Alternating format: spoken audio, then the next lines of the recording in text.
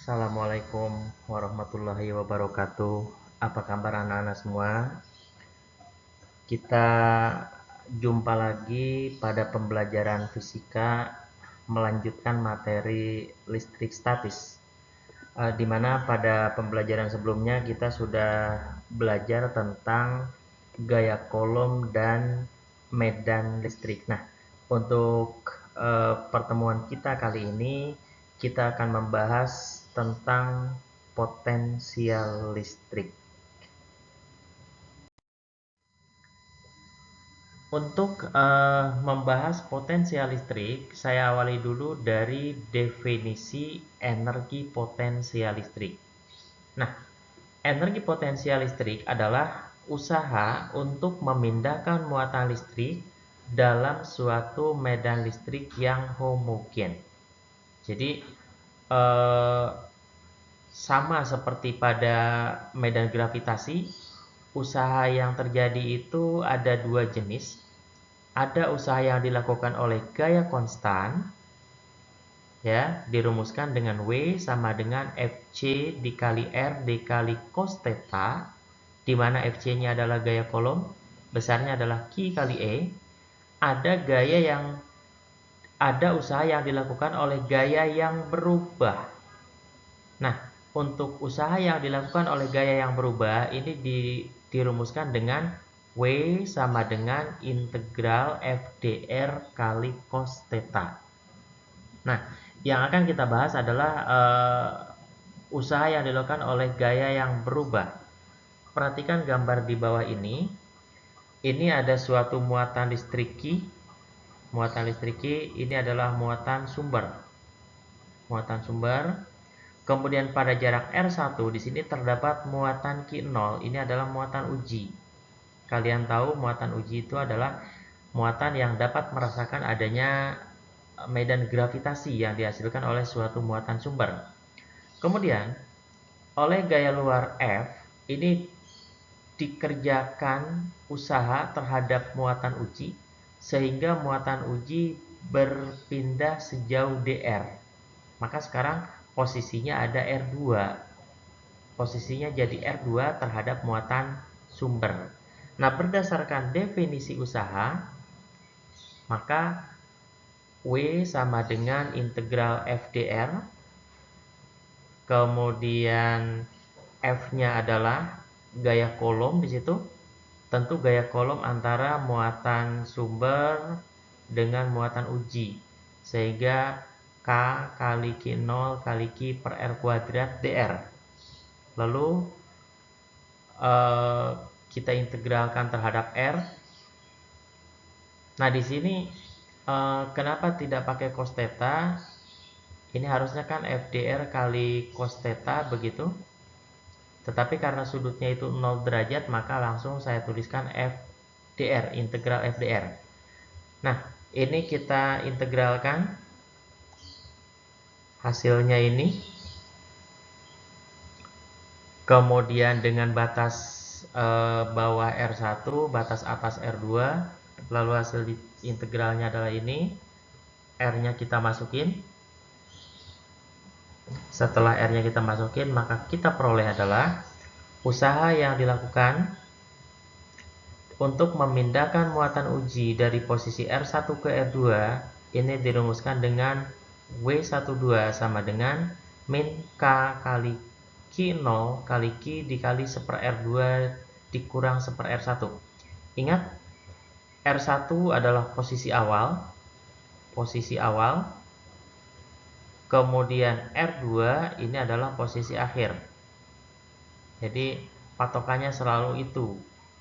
Nah, R1, R2 tidak selalu R2 lebih besar daripada R1. Bisa saja nanti kalau muatan uji digerakkan mendekati muatan sumber, maka R2 menjadi lebih kecil daripada R1.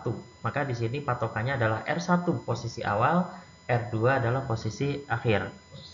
Nah, kemudian sama seperti konsep medan gravitasi, maka sesungguhnya usaha atau perubahan energi potensial perubahan energi potensial ini sama dengan harga negatif dari usaha. Ini berlaku baik pada medan gravitasi maupun pada medan listrik. Nah, di sini berlaku delta EP ini sama dengan EP2 kurang EP1 ini sama dengan min W12 atau sama dengan K kali Q0 kali Q dikali 1/R2 kurang 1/R1. Nah, ini adalah rumus usaha yang dipergunakan untuk menghitung jika kita memindahkan muatan listrik dalam suatu medan listrik yang homogen. Catatan di sini, dalam perhitungan usaha atau energi potensial listrik, maka tanda negatif dari muatan listrik harus diikut sertakan. Ya, itu untuk energi potensial listrik. Kemudian saya berikan contoh yang pertama, contoh 1. Kalian simak, dalam sebuah medan listrik homogen sebesar 270 Newton per meter, ini ada muatan listrik Q 5 mikrocoulomb berpindah dari posisi A ke posisi B, nih, dari A ke B sejauh 20 cm sejajar medan listrik. Kemudian dari B dilanjutkan ke C di sini, ke C di situ, membentuk sudut 30 derajat terhadap medan listrik sejauh 10 cm. Kemudian ada beberapa pertanyaan. Yang pertama, tentukan perubahan energi potensial dari A ke B. Lalu berapa perubahan energi potensial dari B ke C dan dari A ke C. Coba kita lihat jawabannya. Nah, untuk mencari perubahan energi potensial listrik, di mana kita tahu perubahan energi potensial listrik itu sama dengan harga negatif dari usaha, maka kita tinggal gunakan saja rumus usaha. Jadi W sama dengan F kali D kali cos theta. Nah, di sini boleh D, boleh R ya. Kemudian F-nya adalah Q kali E, lalu kita masukin, maka usaha untuk perubahan energi potensial dari A ke B nanti kita peroleh min 2,7 kali 10 pangkat min 4 Joule. Nah, kemudian untuk perubahan energi potensial dari B ke C, maka sama delta EP BC ini sama dengan min W juga, sehingga rumusnya sama dengan min Q kali E kali D kali cos theta. Lalu kita masukkan angka di mana cos 30-nya itu adalah setengah akar 3 ya. Berarti di sini 6 hasilnya min 6,75. Ini harusnya ada akar 3 ya. Akar 3 kali 10 pangkat min 5 Joule. Nah, kemudian berikutnya ini kalau ditanya berapa usaha dari A ke C, nanti kalian tinggal jumlahkan perubahan energi potensial dari A ke B ditambah perubahan energi potensial dari B ke C. Tetapi kelihatannya nanti ini masih ada salah ya, karena kita tadi ada akar 3-nya. Tolong nanti kalian koreksi, ini hasilnya tidak segini karena pada saat muatan listrik berpindah dari B ke C itu ada akar 3-nya. Jadi tolong ini dikoreksi ya. Ini masih salah. Oke, itu untuk contoh soal yang pertama. Kemudian untuk contoh soal yang kedua, berapakah usaha minimum yang dikerjakan oleh gaya eksternal untuk memindahkan muatan listrik 3 mikrocoulomb dari posisi yang sangat jauh menuju ke posisi yang berjarak 0,5 meter dari muatan 20 mikrocoulomb. Nah, tadi kita punya rumus usaha itu W 12 ini sama dengan min K kali Q1 kali Q2 dikali 1/R2 kurang 1/R1. Itu rumus kita. Nah, sekarang kita masukin, boleh K-nya itu 9 minus ya, kali 10 pangkat 9 dikali Q1-nya 3 mikrokolom, berarti 3 kali 10 pangkat min 6 kolom.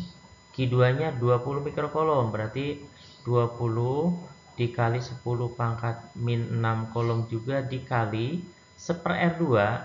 1/R2 ini dari jauh tak berhingga ke 0,5, berarti R1-nya tak berhingga, R2-nya 0,5, maka 1/0,5 dikurangi 1 per tak berhingga.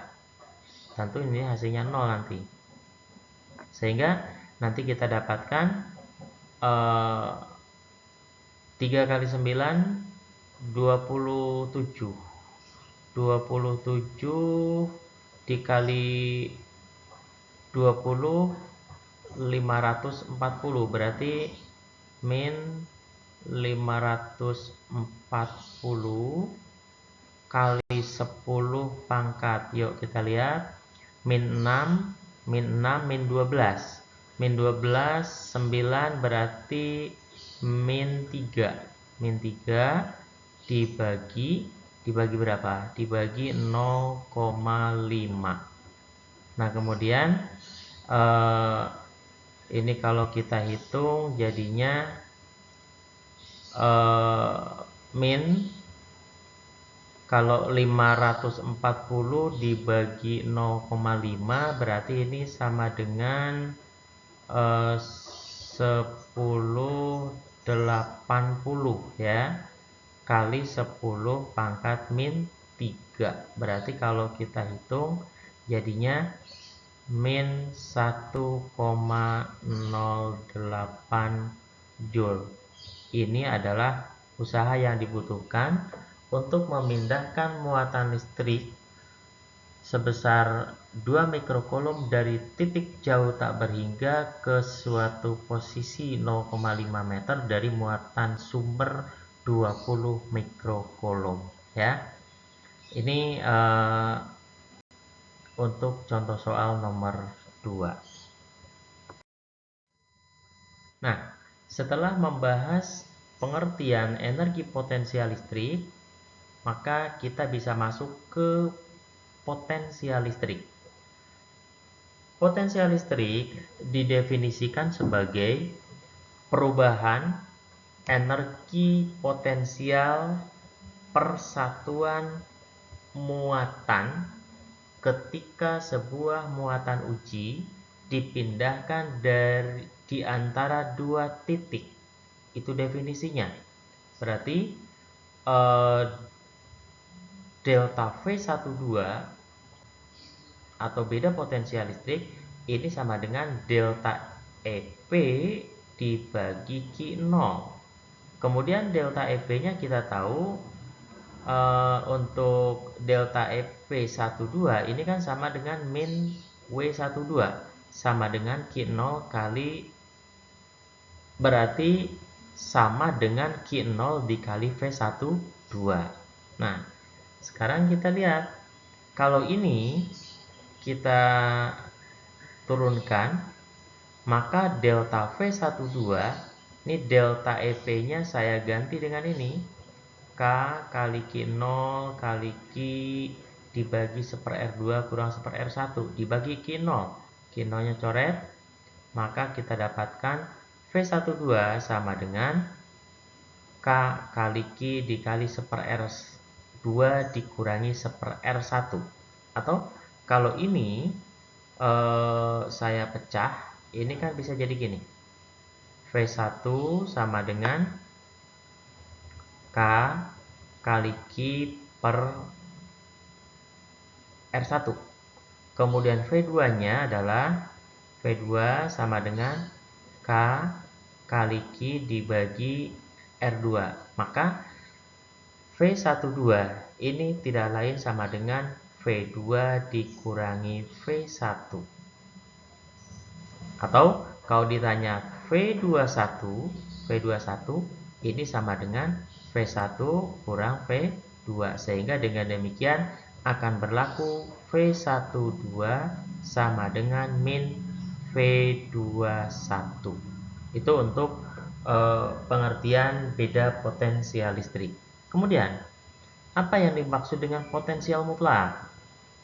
Potensial mutlak ini didefinisikan sebagai perubahan energi potensial persatuan muatan yang terjadi ketika sebuah muatan uji dipindahkan dari suatu titik yang tak berhingga jauhnya, berarti R1-nya tak berhingga, ke suatu titik yang ditanyakan, berarti R2-nya sama dengan R. Maka kalau ini, definisi ini kita masukkan ke dalam rumus V12, nanti kita akan peroleh R1-nya tak berhingga, R2-nya adalah R, maka potensial listrik mutlak di sebuah titik dari suatu muatan sumber Q ini dirumuskan dengan V sama dengan K kali Q per R. Ini adalah rumus yang ketiga. Rumus yang ketiga ya. Kan yang pertamanya rumus gaya Coulomb, yang keduanya rumus medan listrik, kemudian yang ketiganya rumus potensial listrik ya. Itu untuk pengertian potensial listrik. Nah, berikut saya berikan contoh soal untuk potensial listrik. Muatan Q1 5 mikrocoulomb dan muatan Q2 6 mikrocoulomb dengan K-nya 9 kali 10 pangkat 9. Tentukan potensial listrik pada titik A. Nah, ini muatan 1 dan muatan 2 berada pada titik-titik sudut suatu segitiga siku-siku dengan dengan gambar seperti ini. Kemudian kita hitung sekarang bagaimana untuk menghitung potensial listrik di titik A di sini ya, kita hitung. Diketahui dulu seperti ini, satuannya dibuat SI semua. Kalau yang senti dijadiin meter, yang mikrocoulomb harus dijadiin coulomb. Kemudian untuk menghitung potensial listrik di titik A, kita harus cari dulu potensial listrik dari Q1 dan Q2. Yuk kita lihat. Potensial listrik dari muatan listrik Q1 ini dirumuskan dengan V1 sama dengan K kali Q1 per R. Kemudian kita masukkan. Ingat, dalam menghitung potensial listrik, tanda negatif muatan di sini dimasukkan. Sehingga ketika muatan Q1 ini besarnya min 5 mikrocoulomb, ini kasih tanda minus ya, maka di dalam perhitungan juga kita masukkan, sehingga dengan rumus V sama dengan K kali Q1 per R1, tentu R1 ini maksudnya karena R1 R2 nya beda, nanti kita peroleh V1 nya adalah min 11,25 kali 10 pangkat 4 volt. Ini untuk potensial listrik dari Q1. Sedangkan potensial listrik dari Q2 dihitung dengan V2 sama dengan K kali Q2 per R, tentu R2 di sini. Kemudian Q2 nya adalah 6 mikrocoulomb, kita masukin, maka kita peroleh V2 nya adalah 10,8 kali 10 pangkat 4 volt. Ini untuk V2. Lalu di titik A berarti gabungan dari V1 ditambah V2. Jadi nanti VA ini sama dengan V1 ditambah V2. V1 nya kita masukin, berikut tanda negatifnya, jangan lupa, sehingga kita peroleh min 0,45 kali 10 pangkat 4, atau setelah dihitung menjadi min 4,5 kali 10 pangkat 3 volt. Ini adalah potensial listrik di titik A yang disebabkan oleh muatan listrik Q1 dan Q2 yang terdapat pada titik-titik sudut suatu segitiga. Jadi di sini tidak ada arah, tidak ada saling menjauh, tidak ada saling mendekat, tidak ada vektor karena potensial listrik ini merupakan besaran skalar. Jadi tetapi dalam perhitungan tanda positif dan negatif dari muatan listrik harus diikut sertakan. Ini untuk contoh soal nomor 3. Lalu bagaimana kalau dalam suatu sistem? Jika dalam suatu sistem, misalkan di sini ada beberapa muatan listrik, Q1 dengan jarak R1, Q2 dengan jarak R2, Q3 jaraknya R3, Q4 jaraknya R4, Q5 jaraknya R5. Maka jika ditanya berapa, ini ada titik P misalkan, berapa potensial listrik yang terjadi di titik P yang disebabkan oleh kelima muatan. Maka untuk menghitung potensial listrik di sini, ya, untuk menghitung potensial listrik di titik P, ini cukup kita hitung satu per satu. Berarti tinggal sigma K kali Q per R, tinggal kita hitung K kali Q1 per R1 ditambah Q2 per R2 ditambah Q3 per R3 dan seterusnya dengan memperhatikan tanda-tanda dari tiap muatan listrik. Jadi di sini tanda positif dan negatifnya kita gunakan sehingga untuk menghitung V total kita tinggal hitung secara aljabar biasa. Nah, ini untuk potensial listrik di suatu titik yang disebabkan oleh beberapa muatan listrik. Jadi ingat tidak ada arah, tidak ada apa, kita selesaikan secara skalar biasa. Kemudian terkait dengan energi potensial listrik, maka sama seperti pada medan gravitasi, pada medan listrik pun akan berlaku hukum kekekalan energi mekanik. Tetapi tentu hukum kekekalan energi mekanik di sini adalah hukum kekekalan energi mekanik dalam medan listrik. Misal, kita memiliki dua keping konduktor sejajar, di mana keping pertama memiliki potensial listrik V1, dan diberi muatan listrik negatif. Kemudian keping konduktor kedua ini potensial listriknya V2, lalu diberi muatan listrik positif. Nah, tentu di sini di antara kedua keping konduktor di sini akan terdapat medan listrik.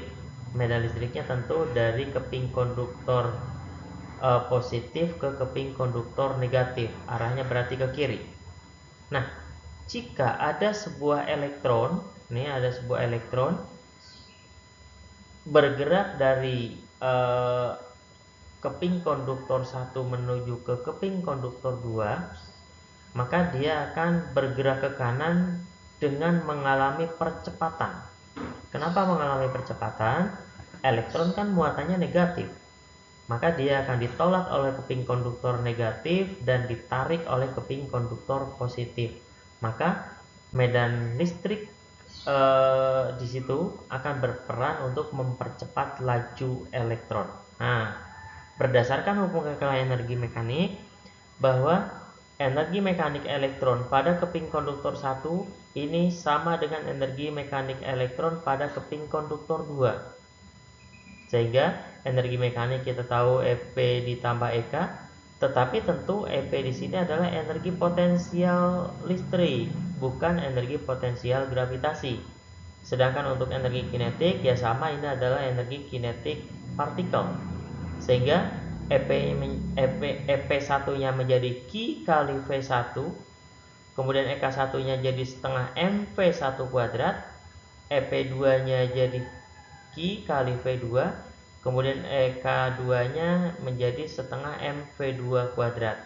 Maka dengan mengumpulkan nanti V dengan V, kemudian potensial dengan potensial, kemudian kecepatan dengan kecepatan, nanti akan kita peroleh Q kali delta V sama dengan setengah M V2 kuadrat kurang V1 kuadrat. Nah, ini untuk hukum kekekalan energi mekanik dalam suatu medan listrik yang homogen.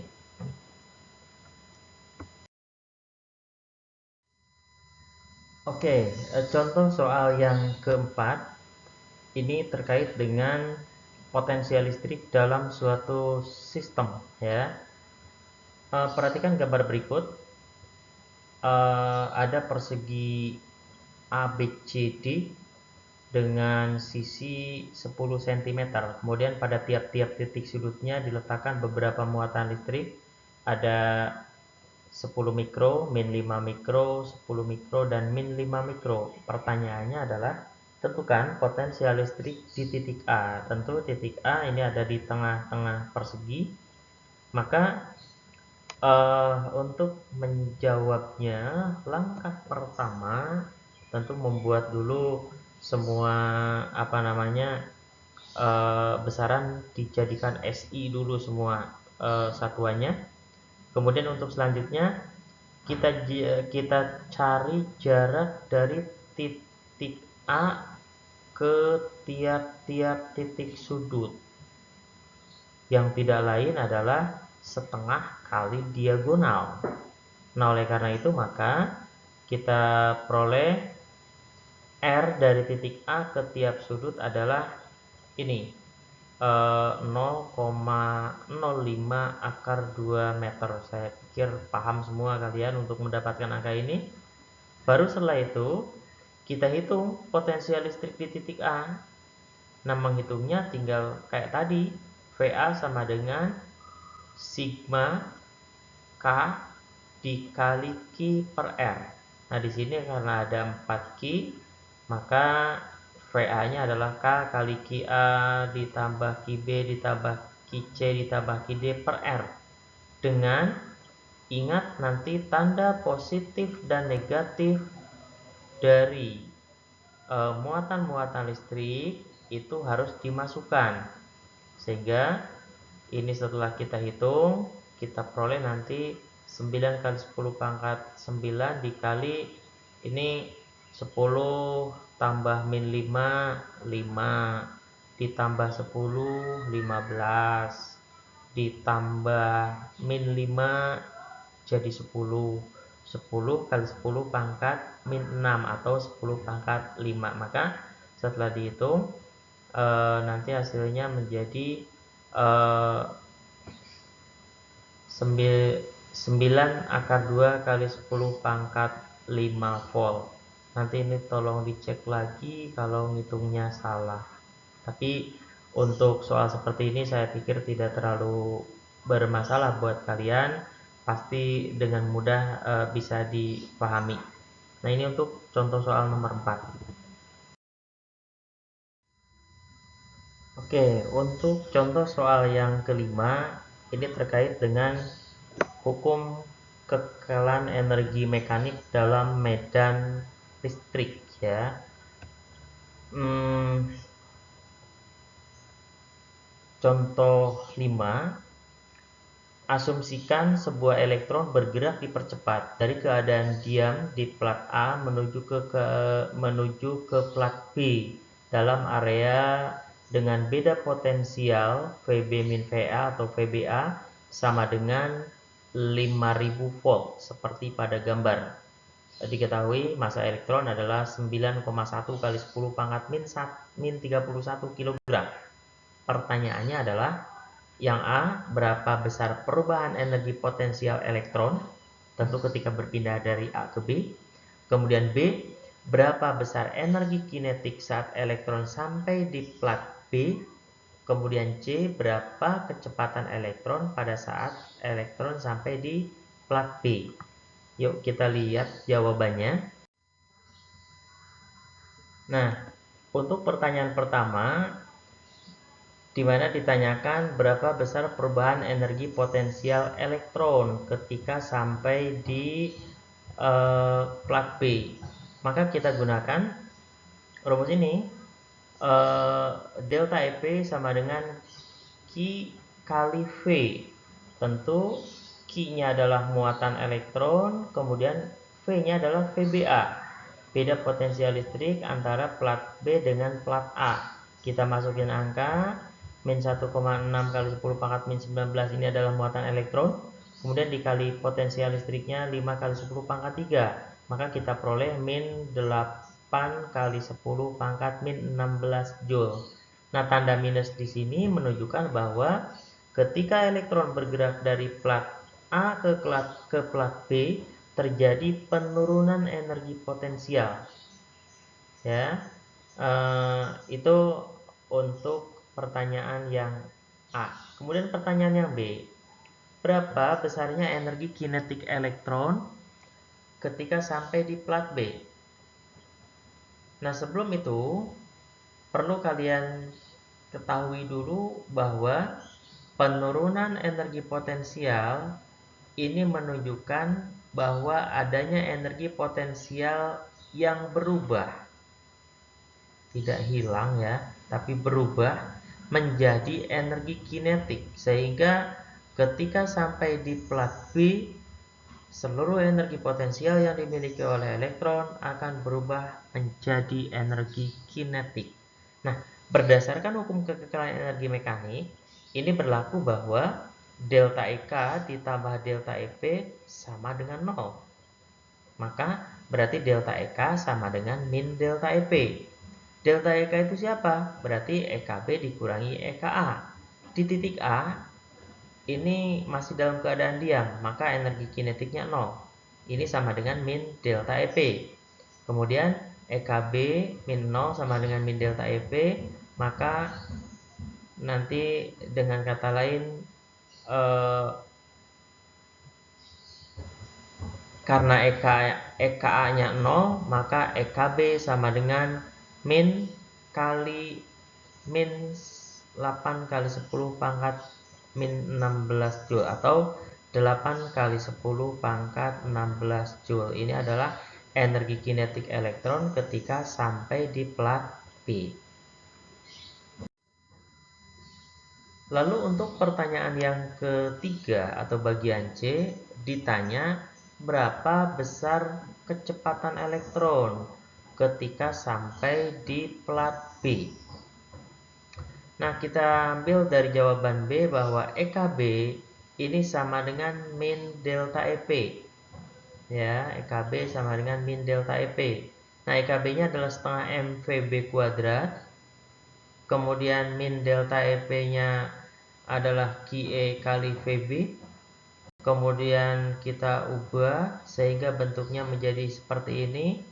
Lalu dengan memasukkan angka muatan elektron, kemudian beda potensial listrik serta massa elektron, maka kita peroleh kecepatan elektron ketika sampai di plat B adalah 4,2 kali 10 pangkat 7 meter per detik. Nah, ini untuk elektron yang dipercepat oleh medan listrik, sehingga dari keadaan diam setelah bergerak di dalam medan listrik yang homogen, kecepatannya menjadi 4,2 kali 10 pangkat 7 meter per detik. Untuk selanjutnya kita lihat sekarang hubungan potensial listrik dengan medan listrik pada keping konduktor sejajar. Kalian perhatikan di sini ada dua keping konduktor sejajar A dan B terpisah sejauh D. Kemudian keping konduktor A negatif, keping konduktor B positif, sehingga kuat medan listriknya tentu arahnya ke kanan dari keping konduktor positif ke keping konduktor negatif. Lalu beda potensial listrik antara kedua keping konduktor adalah V. Jika ada sebuah muatan listrik positif Q ingin kita pindahkan dari A ke B, maka ini diperlukan usaha luar agar muatan tersebut bisa berpindah. Kenapa? Karena muatan ini kan positif. Berarti dia tarik-menarik dengan keping konduktor A dan tolak-menolak dengan keping konduktor B. Maka perlu adanya usaha luar yang dapat memindahkan muatan listrik dari A ke B. Nah, kita perhatikan usaha untuk memindahkan muatan listrik dalam medan listrik dari A ke B. Ini rumusnya WAB sama dengan min delta EP. Nah, delta EP-nya adalah Q kali VAB. Oleh karena itu, maka usahanya menjadi min Q kali VAB. Nah, usaha luar yang diperlukan untuk melawan gaya kolom tadi ini adalah W sama dengan F kali S dikali cos theta. Ketika kita memindahkan muatan listrik dari A ke B, maka perpindahan dengan gaya itu membentuk sudut 180 derajat. Oleh karena itu, maka cos theta-nya menjadi min 1. Sehingga rumusnya untuk gaya luarnya adalah WAB sama dengan min F kali D. Ini WAB dari gaya luar, ini WAB dari perubahan energi potensial listrik. Lalu kita samakan sehingga nanti min-minnya jadi hilang, minnya Q kali VAB sama dengan F kali D. Maka dengan F-nya adalah Q kali E, kita dapatkan V sama dengan E kali D. Nah, ini adalah potensial listrik ya di suatu titik dalam di antara dua keping konduktor sejajar. Nah, tolong ini dibedakan potensial listrik dengan kuat medan listrik. Kalau kuat medan listrik ini kan homogen, di antara kedua keping konduktor sejajar itu homogen, itu homogen, serba sama di titik manapun. Maka untuk potensial listrik ini bergantung dari posisi terhadap keping konduktor negatif. Coba perhatikan di sini. Di sini R sama dengan 0, kemudian di sini R sama dengan D. R sama dengan 0 artinya apa? Artinya potensial listrik di keping konduktor A 0. Lalu makin jauh dari keping konduktor A, maka potensial listriknya makin positif, makin besar. Sehingga di antara kedua keping konduktor menjadi V sama dengan E kali D. Kalau ini digambarkan dalam grafik, untuk grafik kuat medan listrik terhadap jarak di dalam keping homogen, di luar keping 0. Sedangkan untuk potensial listrik pada dua keping konduktor sejajar, ini di dalam keping itu makin meningkat seiring makin jauh dari keping konduktor yang negatif. Kemudian ini tepat di antara kedua keping konduktor, lalu ini di luar keping konduktor. Nah, untuk di luar keping konduktor,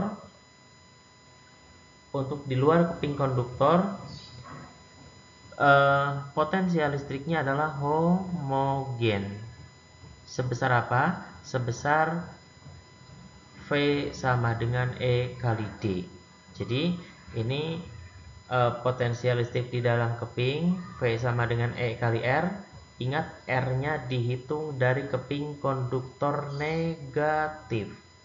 Sedangkan untuk di luar keping, V sama dengan E kali D, di mana D-nya adalah jarak antar kedua keping konduktor. Ini untuk hubungan potensial listrik dengan medan listrik pada keping konduktor sejajar. Nah, selanjutnya kita lihat sekarang contoh yang keenam. Dua plat sejajar masing-masing bermuatan positif dan negatif Medan listrik di antara kedua plat adalah 500 volt per meter. Jarak antar kedua plat adalah 2 cm. Tentukan perubahan energi potensial sebuah proton ketika bergerak dari plat bermuatan positif ke plat bermuatan negatif. Kita lihat jawabannya. Ini diketahui, semua harus dinyatakan dalam satuan SI. Ditanya adalah delta EP. Nah, kita cari dulu potensial listriknya. V sama dengan E kali D. V sama dengan E kali D, kita dapatkan potensial listriknya 10 volt. Kemudian perubahan energi potensial listrik, delta EP sama dengan Q kali V. Berarti Q-nya 1,6 kali 10 pangkat min 19, kemudian V-nya adalah 10 volt, maka kita dapatkan 1,6 kali 10 pangkat min 18 Joule. Nah, ini untuk beda potensial listrik, perubahan energi potensial listrik yang dialami oleh proton ketika berpindah dari plat positif ke plat negatif.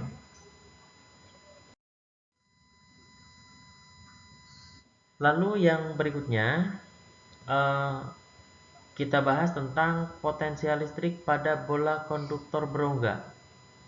Ini sama seperti kuat medan listrik, kita bahas pada bola konduktor berongga. Seperti biasa, misalkan ini ada sebuah bola konduktor berongga dengan jari-jari R. Kemudian nanti kita tentukan 3 daerah, ini di dalam bola, ini di kulit bola, ini di luar bola. Nah, pada bola konduktor berongga, ini ada suatu area yang dinamakan dengan bidang ekipotensial. Ada suatu area yang dinamakan dengan bidang ekipotensial. Nah, bidang ekipotensial adalah bidang dengan potensial listrik serba sama di dalam bola dan di permukaan bola. Jadi, di dalam bola dan di permukaan bola, potensial listriknya serba sama. Itu yang disebut dengan bidang ekipotensial. Besarnya berapa? Besarnya, kalau di dalam bola kan berarti R-nya lebih kecil dari jari-jari. Kalau di kulit bola R-nya sama dengan jari-jari. Ini besarnya sama dengan K kali Q dibagi R. Jadi meskipun ditanyakan, misalkan ditanyakan di sini berapa potensial listrik di situ, maka potensial listriknya K kali Q dibagi R, di mana R-nya adalah jari-jari bola, bukan jarak titik terhadap pusat bola. Nah, untuk di luar bola, baru kita gunakan V sama dengan K kali Q per R kecil, di mana R kecilnya adalah jarak sebuah titik terhadap pusat bola. Nah, kalau kita gambarkan dalam grafik, ini di dalam bola serba sama potensial listriknya dari pusat hingga ke kulit. Kalau di luar bola nanti berkurang. Semakin jauh dari dari permukaan bola, potensial listriknya semakin mengecil. Nah, itu untuk materi yang berkaitan dengan potensial listrik. Nah, kita lihat untuk contoh soal. Sebuah bola konduktor berongga dengan jari-jari 6 cm, berarti 0,06 meter, diberi muatan 0,2 mikrokolom. Ya. Lalu titik A, B, dan C berturut-turut 2 cm, 4 cm, dan 8 cm dari pusat bola. Pertanyaannya adalah, tentukan potensial listrik di titik A, di titik B, dan di titik C. Nah, kita lihat jari-jarinya 6 cm, maka untuk posisi 2 cm dan 4 cm adanya di mana? Adanya di dalam bola. Di dalam bola, ingat, adalah bidang ekipotensial, potensial listriknya yang serba sama. Maka nanti untuk itu potensial listrik di A itu pasti sama dengan potensial listrik di B, yaitu K kali Q dibagi R. Tinggal kita masukin, di mana R-nya yang kita gunakan adalah jari-jari bola konduktor, yaitu 6 cm. Maka kita peroleh 30.000 volt. Ini untuk di dalam bola. Nah, titik C ini berada di luar bola. Maka untuk di luar bola rumusnya VC sama dengan K kali Q per R. R-nya adalah letak titik terhadap pusat bola. Jadi nanti tinggal 2 kali 10 pangkat 9 dikali 0,2 kali 10 pangkat 6 dibagi 8 kali 10 pangkat min 2. Sehingga dapat hasilnya adalah 22.500 volt. Nah, ini untuk contoh soal pada bola konduktor berongga. Jadi itu untuk materi kita yang terkait dengan potensial listrik. Lagi-lagi kalau ada hal yang ingin ditanyakan, silahkan kalian bertanya ke saya melalui medsos yang ada, bisa Line, bisa WhatsApp. Jangan sampai nanti kalau tidak bisa tetapi diam saja tidak pernah bertanya. Silahkan bertanya, pasti saya jawab, tapi walaupun agak lambat responnya. Mudah-mudahan PPT ini dapat bermanfaat buat kalian. Tetap semangat belajar. Mudah-mudahan badai COVID segera berlalu. Tetap di rumah dan jaga kesehatan. Terima kasih. Assalamualaikum warahmatullahi wabarakatuh.